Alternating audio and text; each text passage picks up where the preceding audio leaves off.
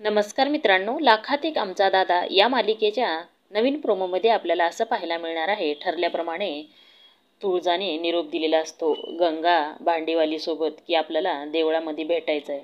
तर तिकडून शालन आणि मालन छत्रीसोबत मंदिरात येतात आणि इकडून तुळजा आणि ह्या सूर्याच्या 4 बहिणी मंदिरात जायला निघतात. तर तात्या विचारतात, कुठेतरी बाहेर चाललात वाटतं सगळ्याजणी.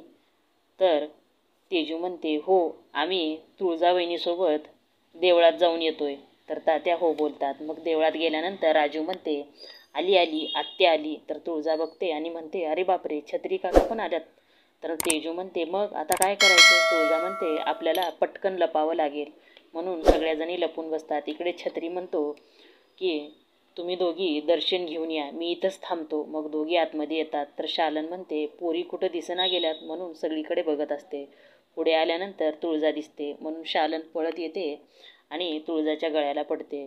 शत्रू सूर्याच्या बापाला बघून म्हणतो फोनवर, हॅलो, एकाचा कार्यक्रम वाजवायचा आहे.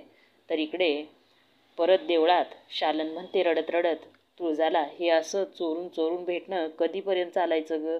तर तुळजाही म्हणते, मलाही काही कळत नाही आहे ग. छत्री म्हणतो, यांचं काहीतरी नक्की चाललंय. किती वेळ झालं मंदिरात गेल्यात, आल्याच नाहीत. बघितलं पाहिजे. म्हणून तो मंदिरात येतो. तर इकडे तुळजाला शालन प्रेमाने हात फिरवत असते तोंडावरून आणि रडत असते. तर पुढील भागात खरंच छत्रीने बघितलं असेल का शालनला, मालनला आणि तुळजाला एकत्र, आणि शत्रू सूर्याच्या बापाचा खरंच गेम करेल का. धन्यवाद.